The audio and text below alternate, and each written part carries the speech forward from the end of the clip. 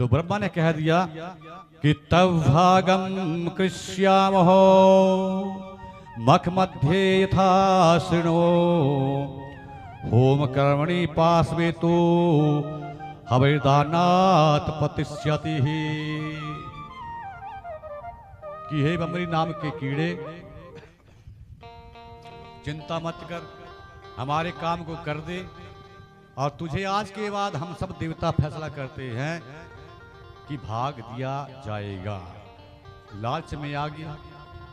अब आप ही बताइए, जब कोई मनुष्य माता बहन भाई घोर निद्रा में हो, मस्तक सर उनका सिरहाने के ऊपर हो और निंदा के बीच में उस सिरहाने को हम हिला दें, उठा दें, खिसका दें तो क्या होगा? जहर सा है, निंद्रा भंग हो जाएगी, टूट जाएगी। अब उस बमरी नाम के कीड़े ने महाराज भगवान विष्णु के धनुष की डोरी को काटना शुरू कर दिया। अब जैसे ही वो डोरी कटी तो उस डोरी के कटते ही एक शब्द निकला और महाराज उस शब्द के निकलने के बाद चारों तरफ अंधेरा ही अंधेरा हो गया। सूर्य की प्रभा खत्म हो गई और सब देवताओं में हाहाकार मच गया कि ऐसी घटना कैसे घट गई। जब उस योग माया के प्रभाव से थोड़ी देर के बाद वो प्रकाश हुआ तो क्या देखा कि भगवान विष्णु का जो धड़ है वो अलग है, मस्तक अलग है। वो मस्तक ना कट करके न जाने कहां चला गया, किसी को कोई मालूम नहीं, कोई पता नहीं। अब सब देवता चिंता करने लगे, रोने लगे और अपने किए हुए कर्म के ऊपर पश्चाताप करने लगे कि तो हमने करवाया है। तब ब्रह्मा ने कहा कि प्रायश्चित करना छोड़ दो, आप सब देवता मिल करके माता भगवती का चिंतन करो।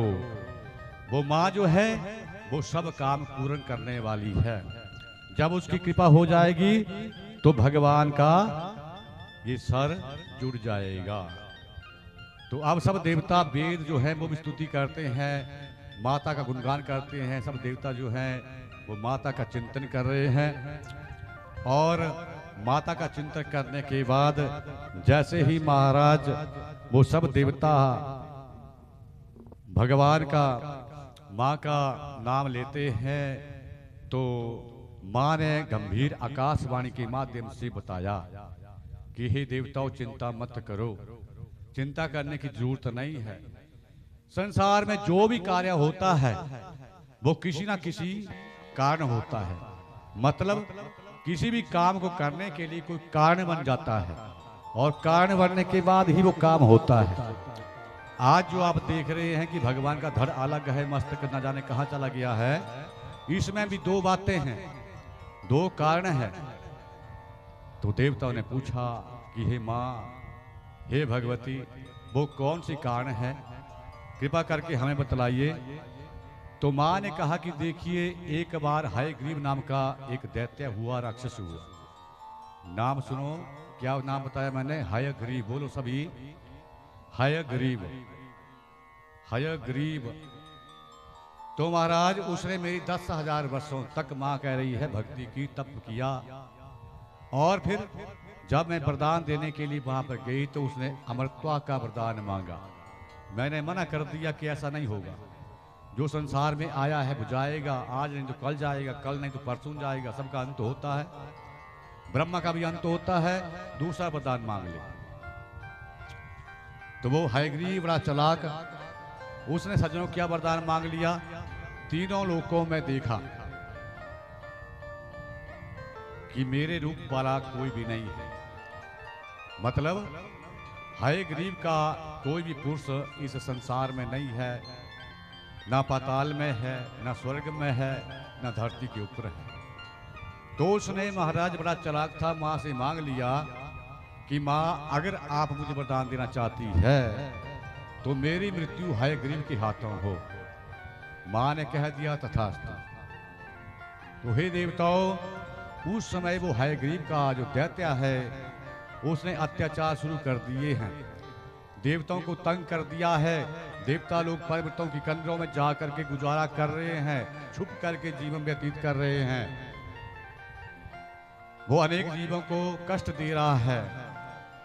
तो ब्रह्मा सृष्टि करता है, भगवान विष्णु के धड़ से जब वो हयग्रीव मतलब घोड़े का सर लगाएंगे तो हयग्रीव अवतार इनका हो जाएगा। जयकारा श्री राम बालिदा बोल सच्चे दरबार की। दूसरा कारण वो भी आप सुन लो कि एक बार भगवान विष्णु वैकुंठ धाम में बैठे थे, लक्ष्मी उनके साथ थी और लक्ष्मी को देख करके इस योग माया के प्रभाव से, माँ शेरा माली के प्रभाव से, दुर्गा के प्रभाव से भगवान विष्णु को जोर की हंसी आ गई। अब जैसे ही लक्ष्मी की तरफ देख करके उन्होंने हंसना शुरू कर दिया तो सज्जनों माँ लक्ष्मी ने पूछ लिया कि हे प्रभु, आज आपने जो जोर से हंस करके मेरा मजाक उड़ाया है, क्या कारण है?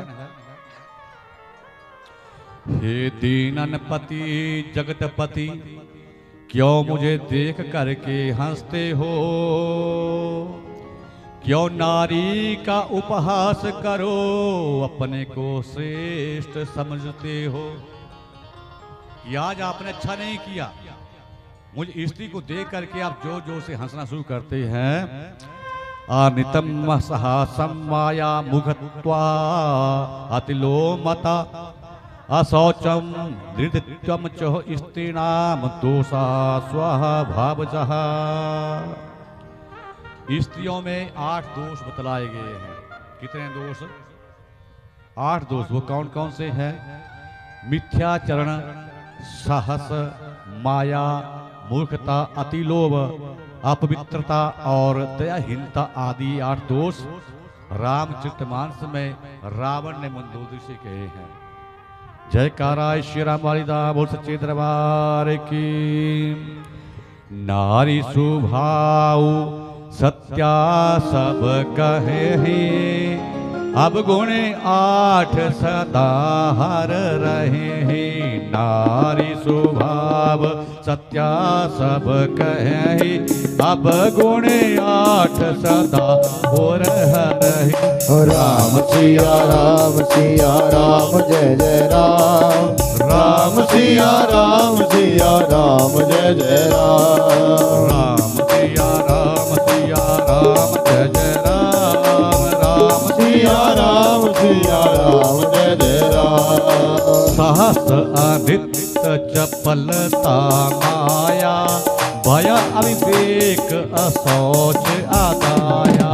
राम सिया राम जय जय राम। राम सिया राम जय जय राम। राम सिया राम जय जय राम। राम सिया राम जय जय राम। राम सिया राम जय जय राम। राम सिया राम जय जय राम।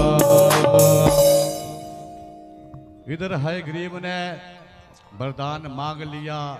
माँ ने भी कह दिया था कि देखिए जो इस संसार में आया है उसे जाना है। और इधर अब माया के प्रभाव से भगवान विष्णु को भी शाप लग गया।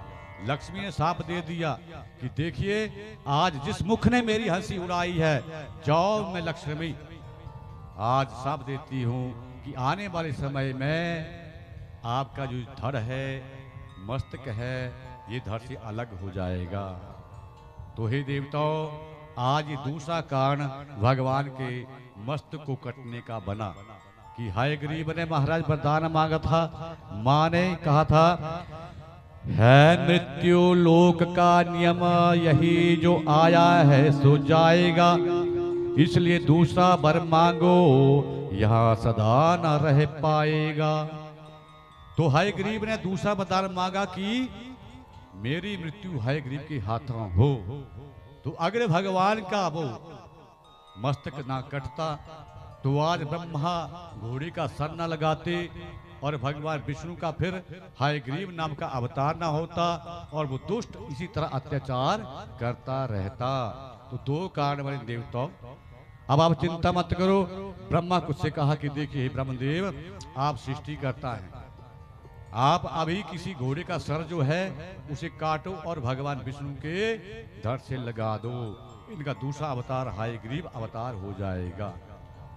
ब्रह्मा ने अब महाराज घोड़े का सर काटा और घोड़े का सर जैसे ही भगवान विष्णु के धड़ से लगाया तो उसी समय भगवान विष्णु का ये दूसरा अवतार हयग्रीव नाम से हो गया।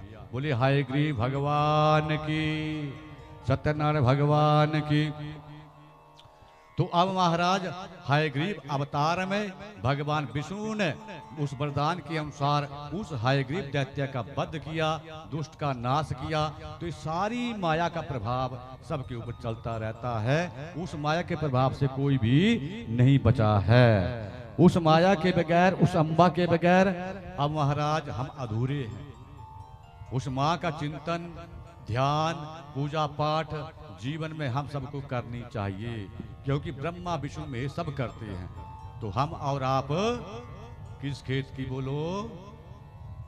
हाँ, गाजर में बताया है मैंने पिछली बार। बोले बांके बिहारी लाल की। तो इसके बगैर अगर हम अपने शरीर को सुंदर सजाएंगे, चमक धमक करेंगे, आंखों में काजल लगाएंगे, मुख में लाली लगाएंगे, होंठों के ऊपर लिपस्टिक लगाएंगे, कोई फायदा नहीं, 2 पैसे कीमत नहीं। तो गुनगुना लो 2-4 पंक्तियां ऐसे भजन की। ओ मेरी मैया